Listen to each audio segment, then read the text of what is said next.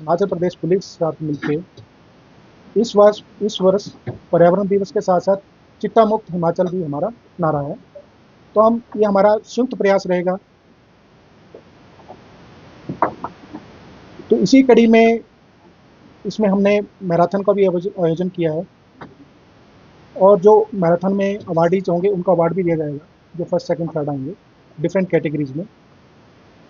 Secondly, जो हमारे पर्यावरण विभाग की गतिविधियाँ होती हैं उसके अंदर भी अवार्ड दिए जाते हैं, और हमें वहाँ पे कुछ 20 से 25 स्टॉल भी होंगे, जिसमें हमारी जो टेक्नोलॉजीज हमने पिछले कुछ गत वर्षों में, या हमारी कुछ रिसाइकलर्स हैं, जो हमारी कुछ अचीवमेंट्स होंगी उसको भी दर्शाया जाएगा। तो जो आज प्रेस वार्ता का बेसिक मुद्दा था कि हम जैसे उम्मीद करते हैं कि लोग हमारे साथ जुड़ेंगे। पर्यावरण का मुद्दा एक ऐसा मुद्दा है कि जब तक लोग, कम्युनिटीज़, समाज, सोसाइटी हमारे साथ नहीं आएगा, तो हम पर्यावरण के जितने भी विषय हैं, हम क्लाइमेट चेंज की बात करें, सॉलिड वेस्ट मैनेजमेंट की बात करें, हजार्डस वेस्ट की बात करें, ई वेस्ट की बात करें, बायोमेडिकल वेस्ट की बात करें, किसी भी तरह के वेस्ट की बात करें। अभी आप जैसे आप आजकल आप देख रहे हैं सोलर पैनल्स का बहुत एमएनआरई में काम हो रहा है। तो अगर आप उस तरह के किसी भी वेस्ट की बात करें, जब तक कम्युनिटी, जब तक समाज, जब तक सोसाइटी हमारे साथ नहीं आएगी, तो कोई भी विभाग, कोई भी सक्सेसफुली काम नहीं कर सकते। तो सबसे पहले हमने कोशिश की कि पहले कम से कम विभाग तो इकट्ठे हों। हम जब कम्युनिटी को जोड़ने की बात करते हैं, तो जब विभाग जुड़ेंगे तो लोग भी जुड़ेंगे। तो इसी कड़ी में हमने जो पुलिस के साथ मैंने आपको बताया कि हम मिलकर काम कर रहे हैं, तो ये हमारा पहला प्रयास रहेगा। सेकेंडली, जैसे आपको पता ही है कि पत्रकार बंधु हमारे, जो हमारा जो सिस्टम है, एग्जीक्यूटिव है, जुडिशरी है, पॉलिटिकल एग्जीक्यूटिव है, और पत्रकारिता है, ये हमारा चौथा स्तंभ है।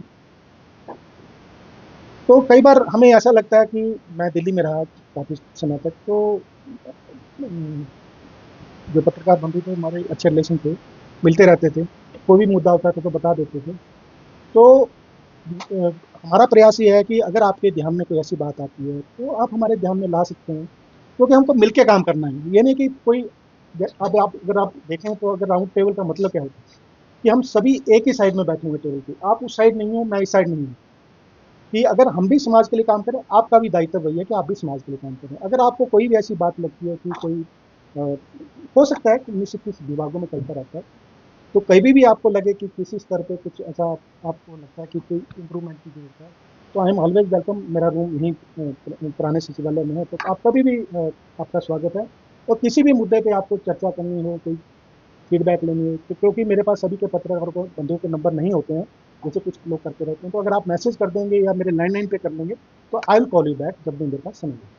सर, मैं रैक टिकर से भी बात कर रहा हूँ, मिनिस्ट्री का से भी बात कर रहा हूँ, अर्बन डेवलपमेंट से भी बात कर रहा हूँ। बेसिकली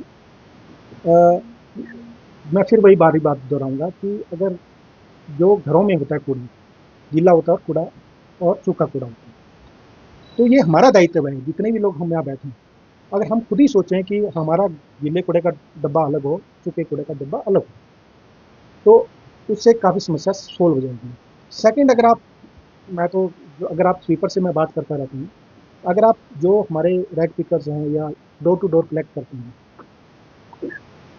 तो अगर आप शिमला की बात करें, तो जो उनका जो ट्रक आता है, वो आपने कभी सोचा कितने बजे ट्रक आता है, वो जो कलेक्शन वाला आता है? 11 साढ़े का नहीं, 7 बजे आ जाता है, 7 से 7:30 बजे आ जाता है। ठीक है, 11 बजे तो बहुत लेट है। तो जो रैक पिकर्स हैं, जो डोर टू डोर कलेक्ट करने वाले हैं, वो कितने बजे आते हैं?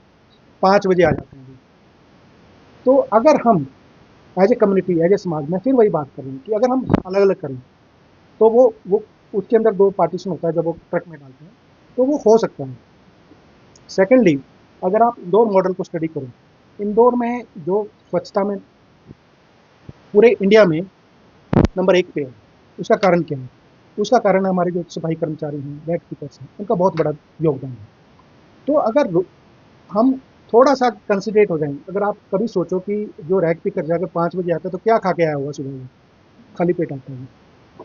आप कभी सोचना है या कभी उनसे बातचीत करना है, जो रैक पिकर जाए, जो हमारे डोर टू डोर कलेक्ट करते हैं ना, जो हमारे सफाई कर्मचारी हैं, तो अगर हम उनसे थोड़ी संवेदना रखें, थोड़ी सहानुभूति रखें, और उनके एंगल से सोचें कि अगर हम इनको अलग करके दे दें, तो उनका काम काफ़ी कम हो सकता है। थर्ड, अभी हमने हमारे रिसाइकलर्स भी रिलीज करें, तो हम कोशिश कर रहे हैं। अभी मैंने रिसाइकलर्स के साथ मीटिंग की थी, एमसी के साथ मीटिंग की, हम रैग पिकर्स के साथ मीटिंग करने वाला, मैं कल जाने वाला था, तो कल संभव नहीं हो पाएगा। तो मैं उनसे समझना चाहता हूँ कि उनकी इनकम कैसे बढ़े। जो रैग पिकर्स हैं, मान लो उसकी 10,000 रुपये इनकम है, अगर उसकी 2,000 या 1,000 रुपये भी इनकम बढ़ जाए, तो that will substantial amount for that person, जो हमारा रैग पिकर है, सफाई कर्मचारी। तो हम उस दिशा में भी कोशिश कर रहे हैं। तो व्हीकुलर पोल्यूशन की बात है, ये ट्रांसपोर्ट डिपार्टमेंट के अंदर होते हैं, क्योंकि अगर आपको ध्यान होगा कि जो पोल्यूशन अंडर पीयूसी जो होता है, पोल्यूशन अंडर कंट्रोल, वो ट्रांसपोर्ट डिपार्टमेंट द्वारा इशू किया जाता है। तो जहाँ तक ये बसों में ये डस्टबिन की बात है, तो मैंने पहले ही कहा कि अगर हम, हमारा उद्देश्य यही है। अगर आप हमारे विभाग की बात करो, कितना बड़ा विभाग है, अगर आप हमारी 70 लाख की प्लस पॉपुलेशन है, उसके हिसाब से अगर आप देखोगे कि हमारे पर्यावरण विभाग में, अगर आप सोचो कि एक विभाग उसको कार्यान्वित करता है किसी भी प्रोग्राम को, किसी भी स्कीम को, तो जो इस टाइप के मुहिम हम जो चला रहे हैं कि अवेयरनेस करें, पब्लिक को साथ लें, जब तक पब्लिक साथ नहीं होगी, मैं बार बार यही कहता हूँ कि मेरा सिंगल ऑब्जेक्टिव यही है कि जब तक हम लोगों को साथ लेकर नहीं चलेंगे, जब तक लोगों के अंदर अवेयरनेस नहीं है। अब अगर आप स्वच्छता मिशन की बात करें, स्वच्छता में भी यही था कि लोग काम करें, नहीं तो हमारा क्या है कि हम अपना कूड़ा बनाते हैं और नीचे बाहर फेंक देते हैं। हम सोचते हैं कि जो स्वीपर है या रैग पिकर्स है, वो हमारे को क्लीन करें।